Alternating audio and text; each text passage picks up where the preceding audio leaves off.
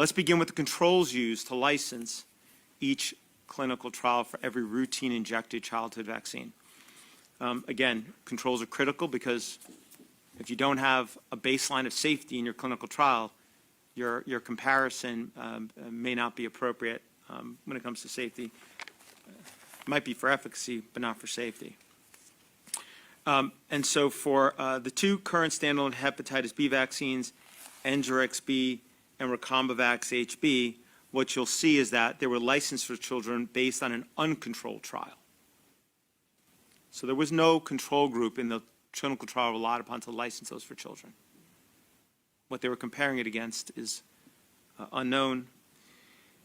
For DTaP, there are two licensed standalone vaccines, Infanrix and Dapticel, both licensed based on trials where DTP was used as a control, but DTP was never licensed based on a placebo-controlled trial.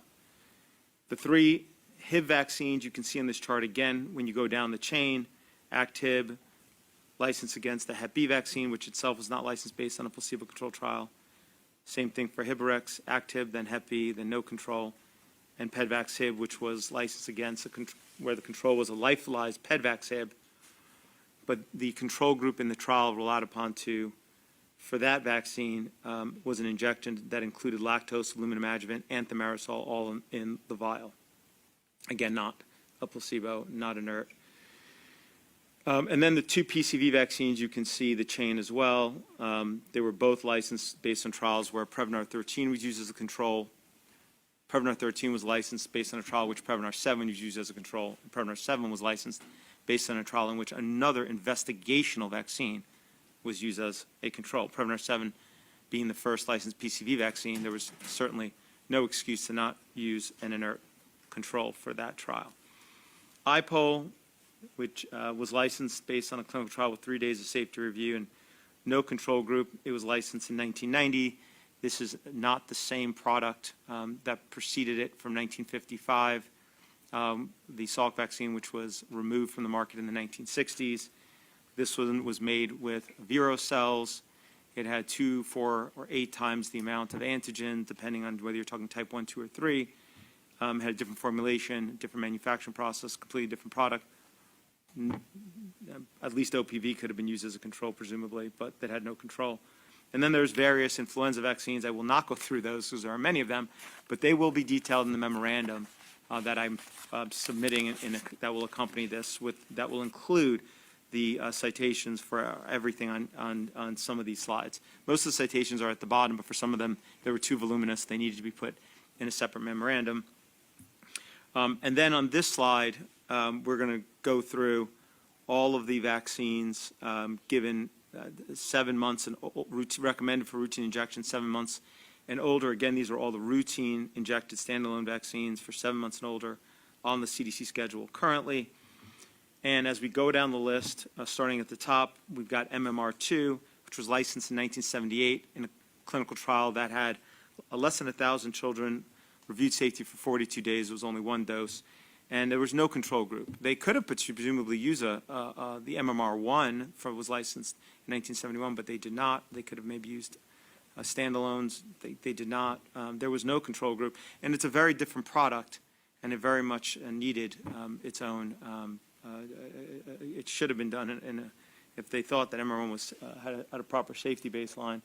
Unlike the prior versions, for example, each vial of MMR2 contains, because the rubella component was now was grown on the cultured cell line of aborted fetus, includes billions of pieces of DNA from that cultured cell line, human DNA in each vial, which was not true of the prior vaccine. There are other major differences between the MMR2.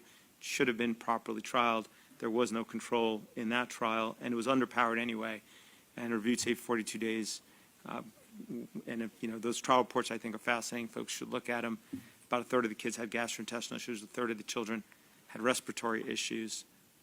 And there were other complications, but since there was no baseline of safety to compare it against, unclear how the FDA determined it was safe.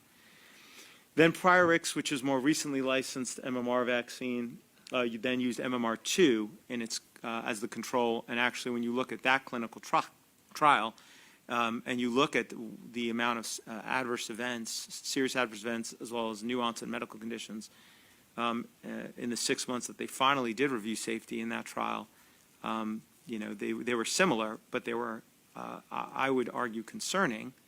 But because they were similar and MMR2 was presumed to be safe, it was not viewed as a concern. That brings us to Verivax, the very first and ever chickenpox vaccine licensed in the United States. No reason to not use an inert control group, but instead there were only a few hundred children who did not get an inert injection. They got an injection of 45 milligrams of neomycin, which is an antibiotic, which is per milliliter, which is obviously not inert. Topically, it can cause complications. Then you have two hepatitis A vaccine, Havrix and Vacta. They were both licensed right around the same time. No existing hepatitis A vaccine. No reason to not use an appropriate inert control to license those. But yet Havrix, for reasons that I cannot explain, had Engerix B as the only control that can be identified in one of its small trials. And Vacta was licensed based on a control group that received an injection of AAHS. That is Merck's proprietary aluminum adjuvant that scientists still are unable, independent scientists cannot get hold of to actually test, as an antimarisol in the vial of each control. Why you would inject anybody with two substances that have no known therapeutic value when injected on their own is, I don't understand, and I don't even know how it's ethical, but yet that is what the control group received, again, not providing a proper baseline for safety. Then we have the two Tdap vaccines that were licensed in the U.S., Boostrix and Adacel. They used Decavax as a control. Decavac is only licensed for adults. Decavac was licensed in a trial with no control group. And then we have Gardasil 9, which was licensed in a control, based on a clinical trial in which Gardasil 4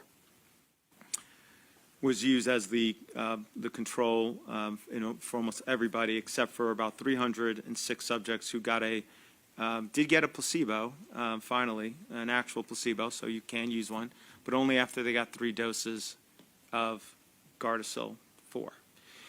And Gardasil 4 was licensed based on a trial in which almost everybody in the control arm was injected with AHS, the aluminum adjuvant, as well as the carrier solution. Again, not sure how that's ethical, but that's a separate issue.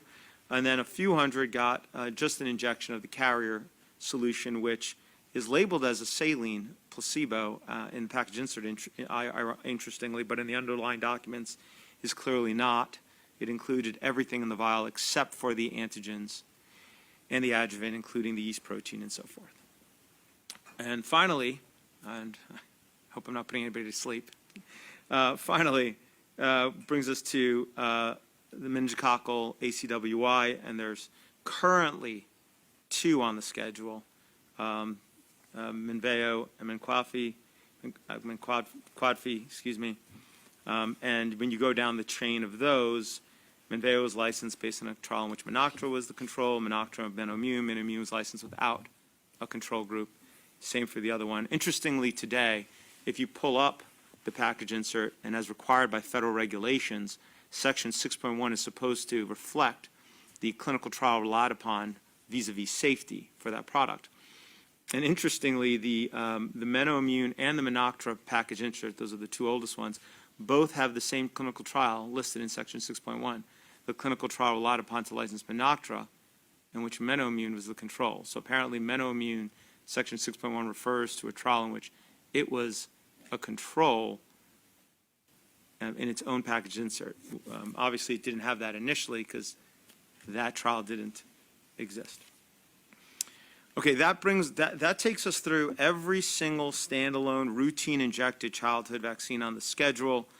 And as you can see, the concern is that not one of them was licensed based on a placebo-controlled clinical trial, nor was any vaccine used as a control to license any of those vaccines, licensed based on a placebo-controlled trial, nowhere down the chain. I know there's a lot of folks in the press who are here, and they might go ask what they would call experts about this question, but I would suggest to them very strongly instead of asking people to look at the primary FDA sources yourself. If you want to know what was relied upon to license a vaccine by the FDA, ask or look at the FDA documentation. And the memo that I'm going to be, I've done this many times already, it's all available. It's on the FDA website, actually. So you could just go to the FDA website, or you could look at the supplement filing that I will be providing. And I suggest you look at that, in which I will detail and list every single citation, which already might be on this AC website or it's in the works. Okay. And we shouldn't even have to do this because the Secretary of HHS has made this point clear many times, and it is in fact a fact. And it's not just it really is an important point. It's a critical point because without a proper baseline of safety, you're laying assumption upon assumption that the product is safe as you see serious adverse event rates in those trials, because you're just looking to see as safe as the existing product. And we'll look at one or two examples